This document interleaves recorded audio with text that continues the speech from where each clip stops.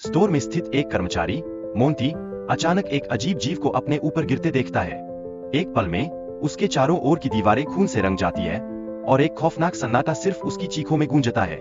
यह क्या निष्कासित करता है? क्या यह जीव केवल एक आकस्मिकता है या इस दुकान में कुछ और गहरा छिपा हुआ है?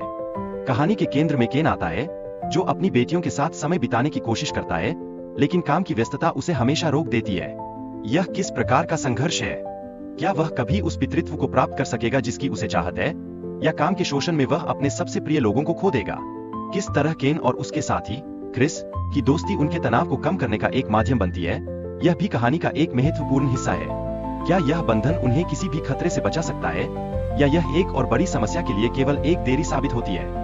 दुकान में क्रिस को एक मुश्किल ग्राहक का सामना करना पड़ता है जब वह खिलौनों को व्यवस्थित कर रहा होता है।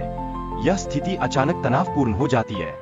क्या वह इस ग्राहक को अपने व्यवहार से संतुष्ट कर पाएगा, या यह एक और संकट को जन्म देगा? जब क्रिस एक अजीब तरल पदार्थ का सामना करता है तो अन्य ग्राहक उसे गलत समझ लेते हैं, जिससे स्थिति और भी बिगड़ जाती है। अब यह केवल एक सामान्य दिन नहीं रह गया है, बल्कि क्या यह संक्रमण ग्राहकों को खतरनाक बना देगा, और क्या वे अपने प्राणों के लिए खतरे में हैं? दुकान के प्रबंधक ने कर्मचारियों की समस्याओं को नजरअंदाज किया, जिससे स्थिति और बिगड़ गई। यह उनकी लापरवाही का परिणाम था, जो गंभीर परिणामों का कारण बन सकता है। क्या वे अपनी अनदेखी के दुष्परिणामों का सामना करने के लिए तैयार हैं? जैसे जैसे दुकान में उत्परिवर्तित ग्राहकों की संख्या बढ़ती है, स्थिति और भयावह होती जाती है।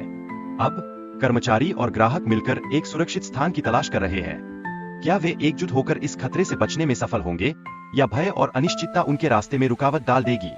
एक ग्राहक ने अचानक हमला किया, जिससे केन और प्रबंधक को बचने के लिए संघर्ष करना पड़ा। किनारे पर खड़े होकर इस स्थिति का क्या परिणाम होगा जब वे एक विशाल परजीवी से टकराने के लिए मजबूर होते हैं?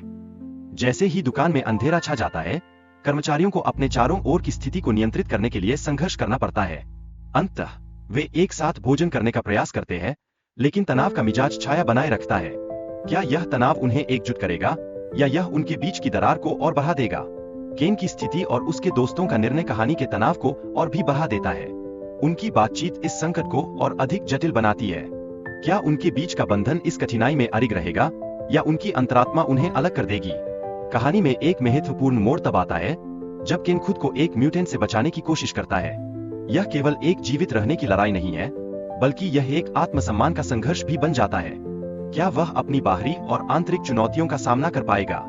कहानी में ब्रायन का खुलासा केन के लिए एक और चुनौती प्रस्तुत करता है। उसकी सच्चाई कहानी को और अधिक नाटकीय और अप्रत्याशित मोड़ देती है।